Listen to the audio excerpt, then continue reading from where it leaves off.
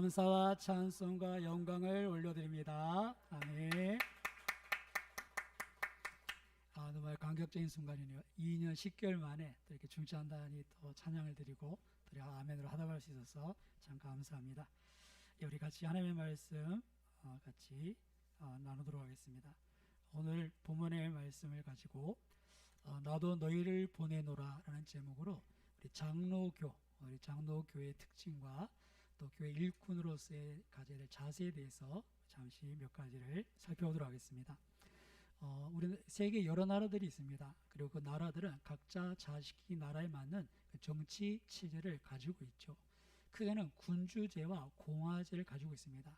왕이나 군주가 모든 권력을 쥐고 어떤 영향도 받지 않은 채 전제주의적인 그런 실력을 행사하는 그런 나라들이 있고, 그리고 많은 나라들은 이제 공화국으로서 국민의 주권을 가진, 그렇게 해서 나라를 운영하는데 여러 가지 또 제도가 좀 다르긴 합니다. 대통령제가 있기도 하고 의회제가 있기도 하고 이렇게 조금씩 다르지만 크게는 한 사람, 어떤 한 집단이 모든 권력을 쥐고 있는가, 아니면 국민이 주권을 가진 그런 형태의 국가인가, 그렇게 나눌 수 있습니다. 요즘은 이제 이 군주제도 19세기 이후에는 이제 입헌 군주제라고 그런 군주제에 그렇게 약간 군주의 권력을 제한하는 또 그런 제도 생겨나는데요. 우리나라는 대통령제를 가지고 있죠. 그래서 국민들이 선출하고 국민의 권한을 대통령의 이름에서 대통령으로 하여금 국정 운영하게 하는, 그리고 또 삼권 분립이라서 국회에 또 국회의원을 선출하고 이렇게 견제해서 또 이렇게 나라를 이렇게 이끌어가는 그런 제도를 우리가 가지고 있습니다.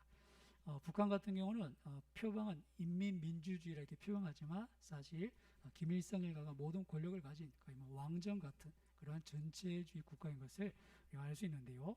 한때는 우리가 괴뢰도당이다, 북한 괴뢰군 했는데 이 괴뢰는 꼭두각시 그런 의미 있습니다. 그래서 예전에 소련에 의해서 이렇게 꼭두각시처럼 이렇게 활동을 했기 때문에 6.25 침략하고 그래서 북한 괴뢰, 이 괴뢰라는 단어를 썼는데 지금이야 뭐 이제 완전히 이제 북한은 인민민주주의 체제가 아닌 사실상 김일성 독재 체제다, 그 일가의 독재 체제다, 그렇게 볼 수 있습니다. 제가 이런 정치 체제에 대해서 말씀드리는 이유는 교회도 나름대로의 정치 체제가 있다는 겁니다. 교회는 우리가 쉽게 접할 수 있는 그런 교회들이 뭐 장로교가 있고, 그 다음에 주변에 뭐가 있습니까? 순복음이 있죠.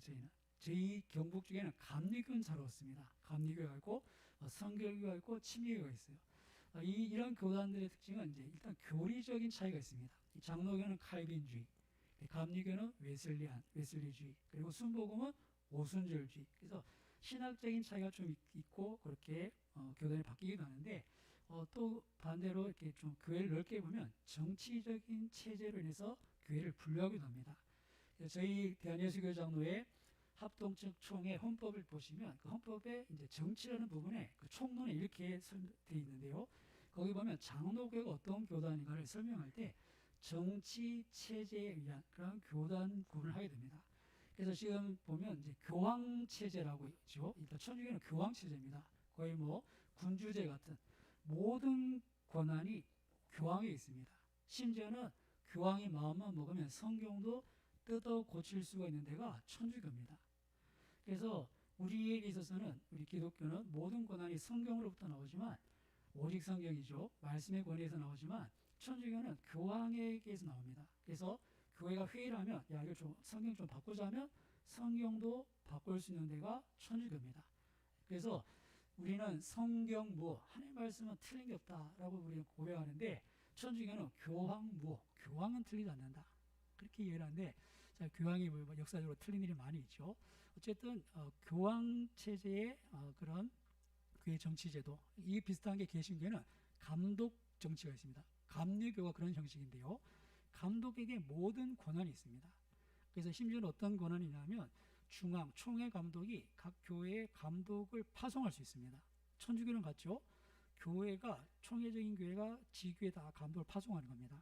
이러다 보니까 약간씩 문제가 생겨서 대한민국 감리교회는 지교회의 감독을 파송할 권한을 제한했습니다.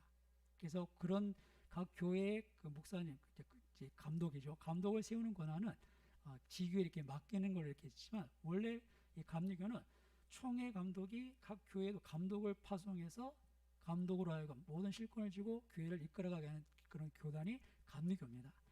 그래서 감리교회는 장로님이 있을까요, 없을까요? 거긴 장로님이 없어요. 왜? 모든 권한은 당회도 없어요. 모든 권한은 감독이 주고 있는 거예요. 그래서 제가 대학교 때 그 간증을 이렇게 들은 간증이 있는데 그분이 이제 남자분이셨는데 원종수 권사라는 거예요. 저는 그래서 권사님이신가 싶어서 간증을 보는데 남자분이신 거예요. 그래서 뭐 이랬나 싶었더니 감리교단인 거예요. 그래서 감리교는 장로가 없으니까 권사라는 직분을 주는데 요즘은 장로가 있는 것 같아요. 왜냐하면 초교파적으로 모이다 보니까 우리 장로계 선사는 장로다 그러고, 근데 자기는 권사라 그러고, 또 침례교 같은 경우는 이제 회중정치, 거기도 장로가 원래 없어요. 그러니까 이제 자기들 보기에 이렇게 직급이 뭐 안 맞는 것 같은지 이제 장로제를 이렇게 장로라는 직분을 주기도 하는데, 어쨌든 감독계는 뭡니까? 모든 권한이 감독에게 있는, 어떻게 보면 이렇게 군주제 같은 그런 권한을 가지고 있고요. 그리고 이제 자유교회라고 자유체제의 교회가 있는데, 이거는 우리나라에 그런 이렇게 딱 이렇게 자유교회라 명할 수 있는 그런 게 잘 없습니다. 일반 회중교회로 다 흡수가 되고 기존에는 장로교나 이런 기본 교단 이렇게 많이 흡수가 됐는데, 이건 정말 말 그대로 개교회 하나가 자기 마음대로 이렇게 하는 교회. 저희같이 뭐 노회 영향도 없고 총회 영향도 없고 자기 혼자 이렇게 막 하는 교회가 자유교회입니다. 우리나라에는 이렇게 자유교회가 거의 없는 걸로 이렇게 알고 있습니다. 자, 그리고 자유교회들이 이렇게 서로 또 이렇게 좀 힘을 모아 그렇게 하는 교회가 이제 조합정치. 몇 교회가 이렇게 완전히 자유체제로 이렇게 움직이지만 마음 만드는 교회 몇 개에서 또 움직이는 그런 조합체제가 있습니다. 그리고 이제 일반적으로 이렇게 볼 수 있는 게 회중정치라고 전체 회중들의 의견을 따라서 교회의 어떤 결정과 또 교회의 일들을 이렇게 추진하는 그런 교회인데요. 굳이 따지면 침례교가 회중정치입니다. 그래서 침례교는 원래 장로가 없는 게 맞고, 그 다음에 어떤 정도냐면 이렇게 교회가 모여 있잖아요. 근데 만약에 담임 목사님이 공석이 되면 이렇게 회의를 합니다. 우리 교회 아무개 집사님 주일학교 때 보니까 가르치는 은사가 있더라. 그래서 이분을 우리 담임 목사님 세우면 좋겠다. 누가 추천하고 그분이면 되겠다 싶어서 투표를 하면 그분이 다 교회 담임 목사님이 될 수 있는 체제가 회중 체제예요. 이 침례교가 원래 그런 칼라의 이제 교단입니다. 물론 지금은 이제 정체성이 많이 없어서 장로도 있고 거의 뭐 장로교회화 되어 가는데요.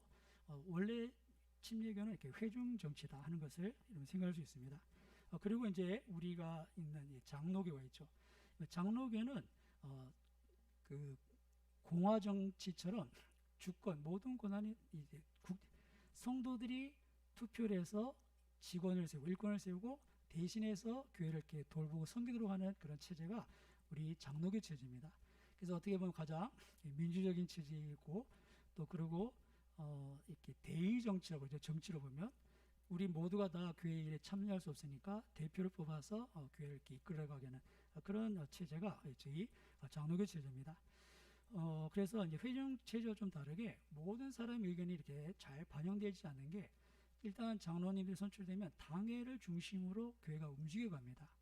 그래서 특별한 일들, 교회 전체에 의사 동의가 필요한 뭐 담임 목사님 천빙이나 아니면 우리 직원 선출, 앞으로 뭐 장모님을 뽑는다든지 안수진할 뻔 이런 직원 선출, 그 다음에 교회가 예산을 쓰는 거, 예결성 같은 경우는 뭐 그런 특별한 경우는 이제 공동회, 뭐 이제 교회의 가장 큰 의결 기관은 공동회입니다. 교회 전체가 이렇게 의결을 하는 것 외에는 나머지 일들은 당회에서, 또 당회에는 이제 저희 교회 같은 경우는 뭐 이렇게 구제선교부가 있고, 그 다음에 찬양부가 있고, 교육부가 있고, 위원회죠. 그렇게 해서 또 장로님들이 역할을 맡아서 자체적으로 이제 움직여가도록. 그리고 이제 의견 수렴 어떻게 됩니까? 의견 수렴은 그렇게 이제 교회 주일학교 때 있으면 부장, 또 그렇게 모인 또 이렇게 교육위원회, 장로님이 이제 당회를 가지고 와서 그렇게 이제 논의하는 구조가, 그런 어떤 질서가 이제 장로교의 체제입니다. 그래서 가끔 이제 이 장로교의 질서를 이렇게 잘 이해하지 못하시면 이렇게 밑에서 이렇게 막 일을 막 하려고 하고, 또 위에서 이제 결정이 안 되고 나면 그런 갈등이 생기는 그런 경우도 있습니다. 그런 경우에 대해서 여러분들이 이 장로교회라는 어떤 정치 체제를 조금 이해하셔야 됩니다. 우리 교회가 대한예수교회 장로교회에 속한 교회로서 이 정치 체제를 따르고 있는데 대의 정치입니다. 우리 대표로 장로님을 선출하고 앞에 이제 안수 집사님, 권사님 일꾼을 세워서 일하게 하는 그런 구조죠. 그런 면에 있어서 우리가 아니 그래 민주주의 사회에서도 주권은 국민에게 있지 않느냐 그렇게 이야기하실 수 있는데 이렇게 민주적인 절차를 밟지만 또 교회의 또 다른 그런 중요한 요소가 있는데 그게 뭐냐면 우리가 기억해야 될 것이 세상의 이런 민주 정치는 이렇게 다수결이고 또 이렇게 모두 의견을 이렇게 수렴하고 또 그렇게 뭐 대통령도 뽑고 국회의원도 뽑지만 교회 안에는 그 가운데 또 어떤 원리가 있냐면 이런 원리가 있습니다. 우리가 꼭 기억해야 될 것인데요. 잠언 16장 33절을 한번 같이 찾아보겠습니다. 잠언 16장 33절입니다. 교회가 투표해서 장로님을 선출하고 또 이렇게 직원들을 선출하면 뭐 세상처럼 그렇게 어떤 국민적인 그런 이렇게 의견 수렴과 이런 것들이 좀 더 이렇게 영향력 있어야 될 것 같은 그런 부분이 있는데요. 그럼에도 불구하고 우리가 기억할 것이 있는데 바로 잠언 16장 33절을 보시면 그 세워진 직원들, 일꾼들이 우리가 투표하지만 그 모든 그런 권한들은 하나님께로부터 위임을 받는다 하는 것인데요. 잠언 16장 33절 같이 봉독해 보겠습니다. 재빈한 사람이 뽑으나 모든 일을 작정하기는 여호와께 있느니라. 아멘. 우리가 비록 민주적으로 투표를 통해서 일꾼을 선출합니다. 담임 목사님도 뽑고 장로님도 뽑고 이렇게 일꾼을 뽑게 되죠. 그러나 우리가 기억할 것은 그럼에도 불구하고 이 모든 일이 하나님께로부터 왔다는 것을 우리가 기억해야 한다는 것이죠. 그래서 제가 자주 말씀드리지만 제가 2011년 7월 10일 처음 부임해서 한 첫 번째 설교가 뭐냐면 이 잠언 16장 33절입니다. 그때 교회 여러 가지 상황들 속에서 처음 부임해서 했던 설교는 나는 하나님께서 가라고 해서 왔다. 여러분도 그렇게 아시라. 이게 제가 첫 번째 한 설교예요. 왜요? 여러분들이 그렇게 우리가 투표해서 목사님 오셨는데 목사님 이렇게 안 맞아. 그래서 또 다시 투표하고 이렇게 번복이 되면 교회가 질서 있게 설 수가 없는 거예요. 우리가 제비를 뽑았지만 이 일의 결정 누가 하셨다? 하나님. 이것이 우리의 신앙의 고백이 되어야 하는 것입니다. 그래서 우리가 앞으로 직원을 선출하게 될 때 우리가 뽑았지만 하나님께서 세우셨다라는 그런 부분을 기억하셔야 되는데요. 그런 원리가 오늘 본문의 말씀에 나타나 있습니다. 오늘 본문에 보시면 21절을 같이 한번 다시 봉독해 보겠습니다. 20장 요한복음 20장 21절을 다시 봉독합니다. 예수께서 또 이르시되 너에게 평강 있을지어다. 아버지께서 나를 보내신 것 같이 나도 너희를 보내노라. 아멘. 한번 따라해 보겠습니다. 아버지께서 나를 보내신 것 같이 나도 너희를 보내노라. 아멘. 예수님께서 아버지의 부름을 받아 하늘의 영광 다 버리고 종의 형체로 이 땅에 오셔서 십자가에 죽으셨습니다. 이제 부활하셔서 좀 있으면 승천하시기 전인데 제자를 찾아오신 거예요. 그러시면 하신 말씀이 아버지께서 나를 보낸 것처럼 나도 너희를 보낸다. 이 말씀은 주님이 위임받은 그 인류 구원을 위한 하나님의 계획, 그 복음 전파의 사역을 이제 누구에게 맡긴다는 겁니까? 제자들에게 위임한다는 겁니다. 한번 따라해 보겠습니다. 위임하다. 위임장 한번 써보셨 적이 있나요? 위임장. 위임하는 거. 이거는 내 모든 권한을 전적으로 넘겨준다는 거예요. 위임한다. 그래서 교회에 우리가 담임 목사를 얘기할 때 공식적인 명칭은 위임 목사입니다. 그래서 저희가 노회도 가면 제 노회원들의 그 회원 명부가 있는데 보면 위임 목사, 그리고 부목사, 시무 목사, 전도 목사, 그리고 원로 은퇴, 무임 목사, 그렇게 목사에 대한 명칭이 그렇게 되어 있습니다. 공식 명칭이 위임 목사입니다. 이게 무슨 의미입니까? 교회의 머리 되신 주님께서 그 모든 권한을 목사에게 위임하시고 그렇게 그 목사를 통해서 교회를 다스려 가신다 하는 그런 원리죠. 그리고 제가 교회를 다 돌아보게 되지만 제 손에 다 미치지 않기 때문에 우리 교육자를 세울 때 어떻습니까? 교육자에게도 제게 주신 권한을 다시 위임하는 겁니다. 이해를 하시겠죠?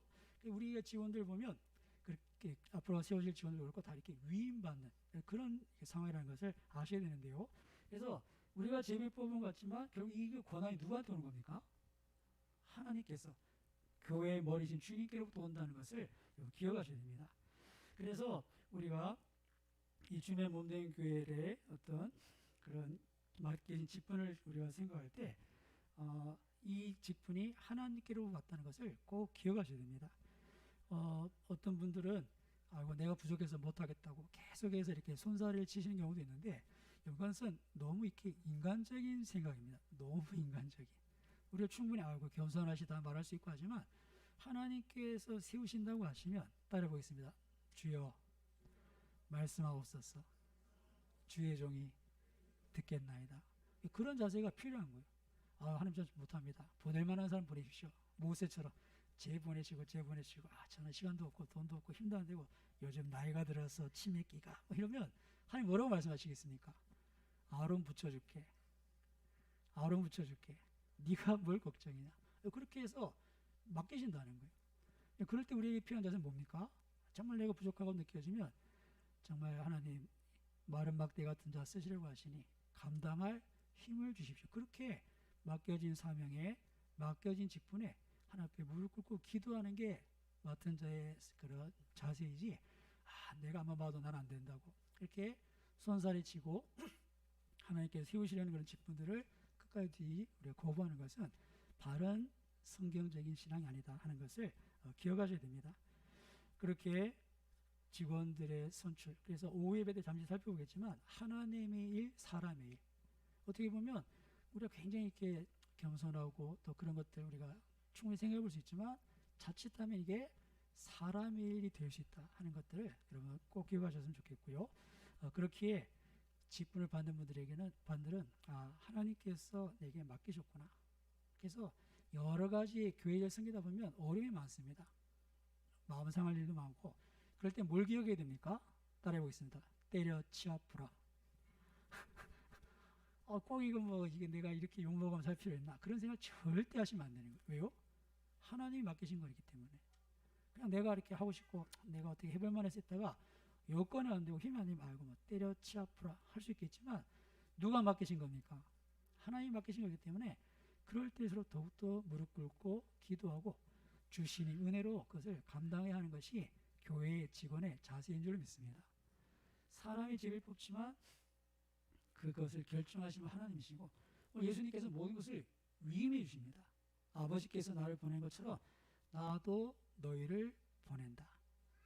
앞으로 직원 선출이 되실 분들 또 하나님께서 세우신 일꾼들에게는 이 자세가 있기를 주님의 이름으로 축원합니다. 그리고 이런 자들을 이런 교회 일꾼을 대하시는 여러분들 그런 마음을 가져야 됩니다. 내가 뽑았는데 이번에 내가 투표 안 했는데 여러분 교회가 문제가 생긴 거예요. 내가 안 뽑아서 내가 세우신 권위에 복종하지 않는다. 거기에서 문제가 생기는 거예요. 많은 교회들이 보면 그렇게 교회 질서를 따르지 않습니다. 왜요? 저 사람 내가 뽑은 사람이 아니야. 그리고 저 사람이 3분의 2 겨우 표를 받았어. 그럼 3분의 1은 사실 안 찍은 사람들이잖아요. 그런 가운데 그것을 하나님의 뜻으로 받아들이지 못하면 거기서 문제가 생깁니다. 그죠?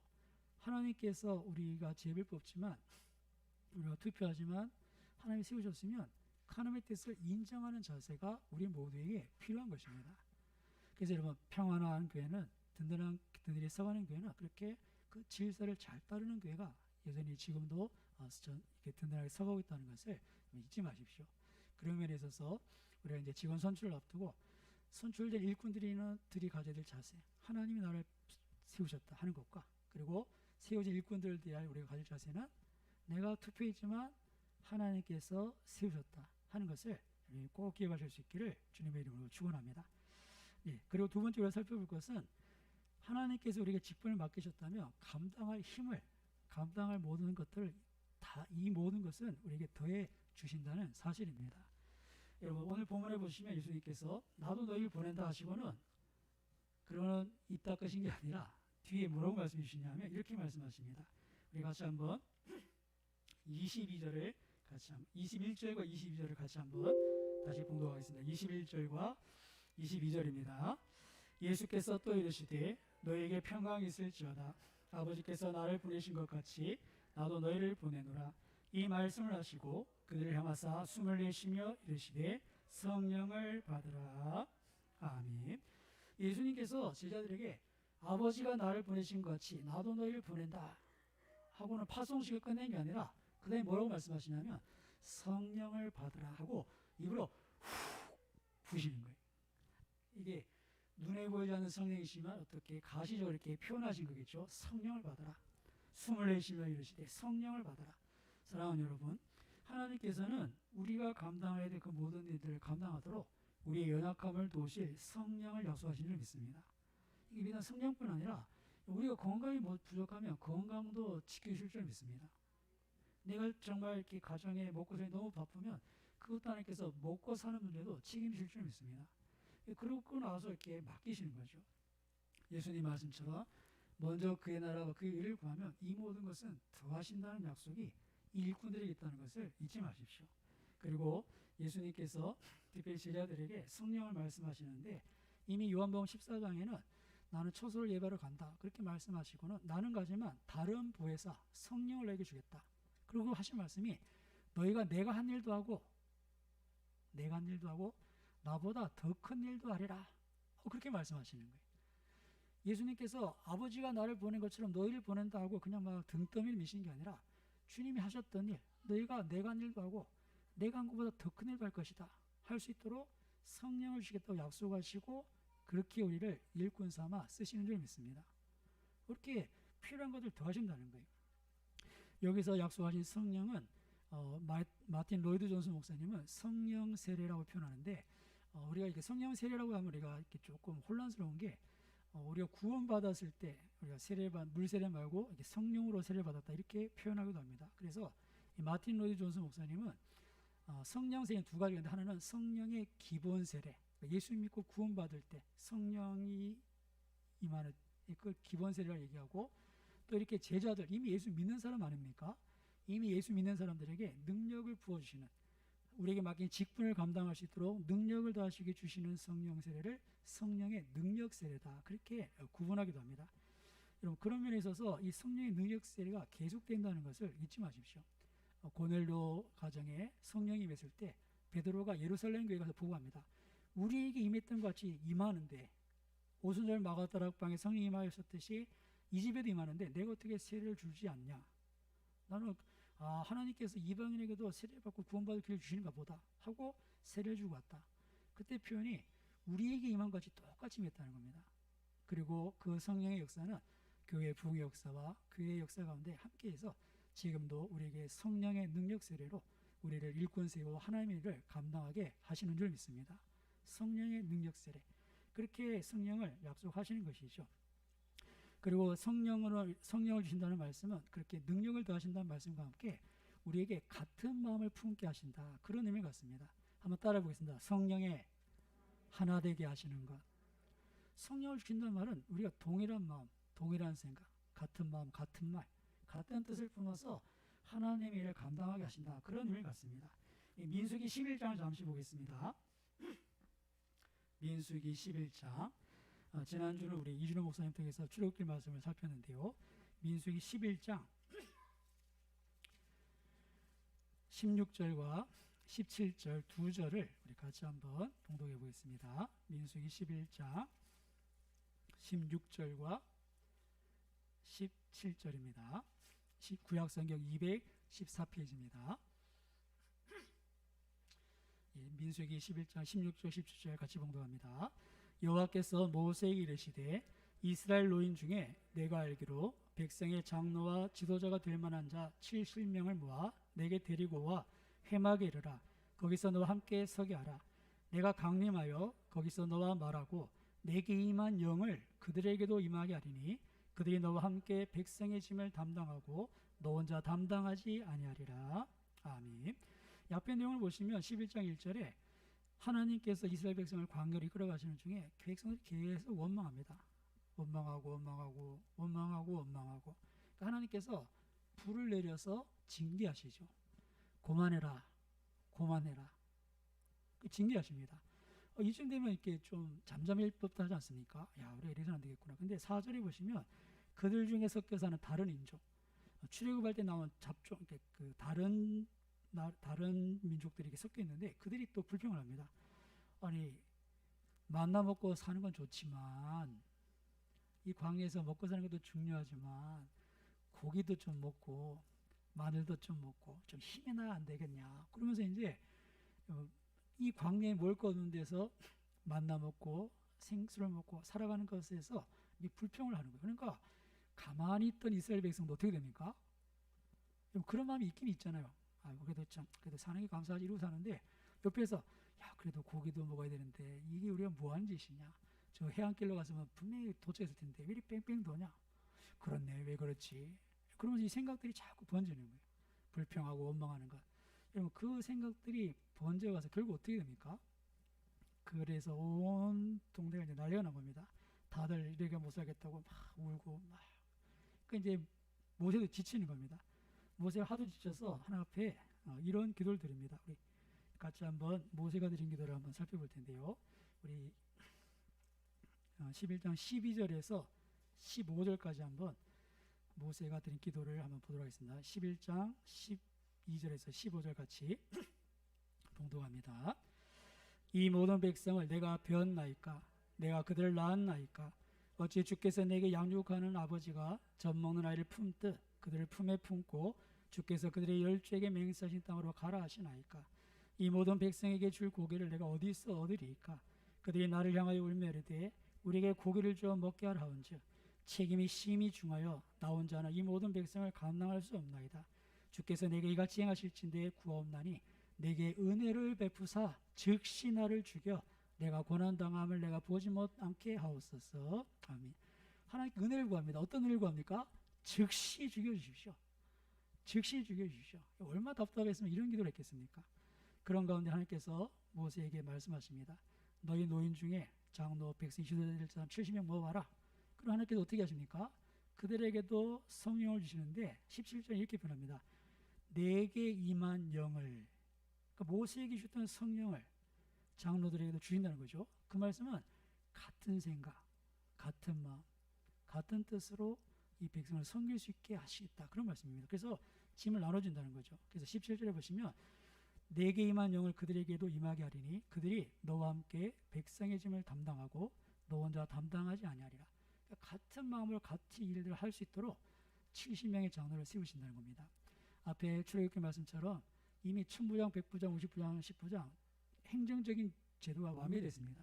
그래서 간단한 일은 그들에게 권한을 줘서 일을 처리하게 하고 그리고 중요한 일만 이제 모세가 다루게 되는데 근데 여러분 그럼에도 불구하고 영적인 문제를 다룰 수가 없는 부분이 있다는 거예요.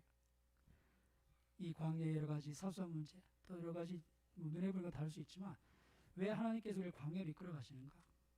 이 일이 언제 끝나는가? 이 길이 그런 여러 가지 문제들과 눈에 보이지 않는 하나님에 대한 신뢰 이런 문제들 이런 영적인 문제는 성령이 아니고서는 그 하나님의 인도를 알 수가 없다는 것입니다.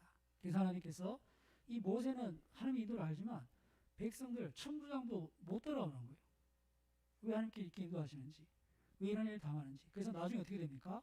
가데스 바네아에 10명 정탐 갔다 오니까 모세와 아론을 돌로 치려고 우리가 들어가면 다 죽을 텐데 우리가 애국으로 다시 돌아가자고 그렇게까지 된다는 것이죠. 하나님의 그 계획 하나님의 행하실 이것을 같이 믿음으로 바라보지 못하고 그 하나님의 영적인 그런 인도를 알지 못하니까 결국은 인간적인 생각의 것을 수용할 수가 없게 되는 것이죠. 그런 면에 있어서 한 영으로 같은 마음을 품고 같은 말을 하고 같이 일해 나갈 사람이 옆에 필요한 줄로 믿습니다. 그래서 교회 일꾼을 세운다는 거예요. 교회 일꾼을.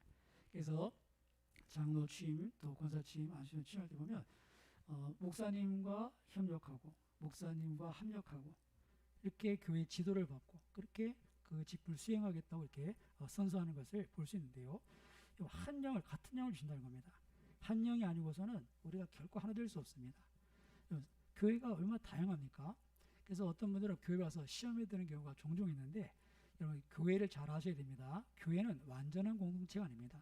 이 지상의 교회는 완전하지 않습니다. 오히려 세상보다 더 복잡할 수 있습니다. 그러니까 어떤 분이 그러시더라고요. 교회는 응급실이다. 응급실. 병원으로 보면 응급실. 그러니까 난리인 거예요. 막 이 사람 저 사람 별의별 사람 급한. 그러니까 아우성 소리치고 의사가 어디 갔냐고 막 그렇죠. 의사가 막 제때나 막 이놈의 죄송합니다. 이놈의 새끼 막 이렇게 욕까지 하면서 자기만 급한 거죠. 지금. 다 그런 사람이 모였으면 여기 얼마나 소란하겠습니까? 교회가 그렇다는 거예요. 그런데 여러분 충분히 그럴 수 있다는 것을 기억하셔야 됩니다. 그럴 때 우리가 뭘 생각해야 되는가? 정말 이런 상황 속에서 교회가 정말 머리이신 주님의 뜻을 따라가기 위해서 우리가 그 마음을 품어야 되는데, 그 마음을 품기 위해서는 뭡니까? 성령이 하나 되게 하시는 것 외에는 답이 없다는 거. 인간적인 생각으로는 이 많은 사람의 생각을 다 조율할 수가 없다는 것이죠. 그런 면에 있어서 우리에게 이런 성령을 주신, 우리 같은 마음, 한 뜻, 같은 생각하고 같은 말을 하게 하는 것, 이것은 너무나 중요한 일입니다. 이 같은 말이라는 표현이 있는데요. 고린도전서 1장 10절에 보시면, 형제들아 내가 우리 주 예수 그리스도 이름으로 너희를 권하노니 모두가 같은 말을 하고 너희 가운데 분쟁이 없이 같은 마음과 같은 뜻으로 온전히 합하라, 그렇게 권면합니다. 그러니까 고린도교회 같이 문제 많은 교회에 권하는 1장 10절이니까 인사말 마치고 거의 첫 번째 하는 말씀이죠. 모두가 같은 말을 해라, 분쟁이 없이 같은 마음 같은 뜻으로 온전히 합해라. 이것이 고린도 교회를 향한 첫 번째 권면입니다. 다른 말하고 소리를 하면 교회가 절대 온전히 설 수가 없습니다. 그런 면에 있어서 앞으로 선출될 일꾼들, 중직자들은 같은 말을 해야 됩니다. 특별히 우리는 장로의 정치죠. 당회 결정이 되면 그 중에 당원들이 다 동의를 안 할 수도 있습니다. 그러면 나가서 어떻습니까? 나는 이번에 이렇게 거기 반대했는데, 이런 얘기를 절대 하면 안 된다는 거예요.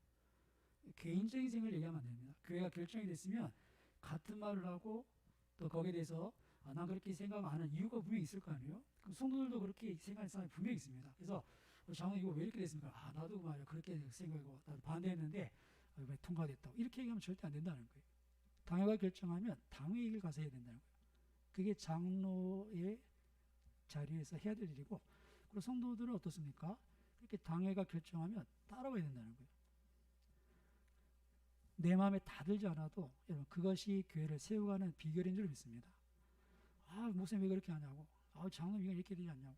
근데 여러분 모든 걸 다 해서 결정이 되면 따라가는 게 교회를 세우는 방법입니다. 아까 말씀드린 것처럼 교회는 단순히 다수결 민주주의가 아닙니다. 교회는 하나님께 위임받은 게 있고, 특별히 부족하지만 하나님께서 제게 위임 모습을 세우셨을 때 제가 기도하고 가야 되는 부분이 있고, 또 우리 장로님이 같이 수고하실 때 그렇게 같이 우리가 결정하며 같이 가는 거예요. 그래서 최대한 우리 당회가 모든 성도들의 의견을 수렴하고자 각 위원회에서 계속 이렇게 의견을 수렴을 하죠.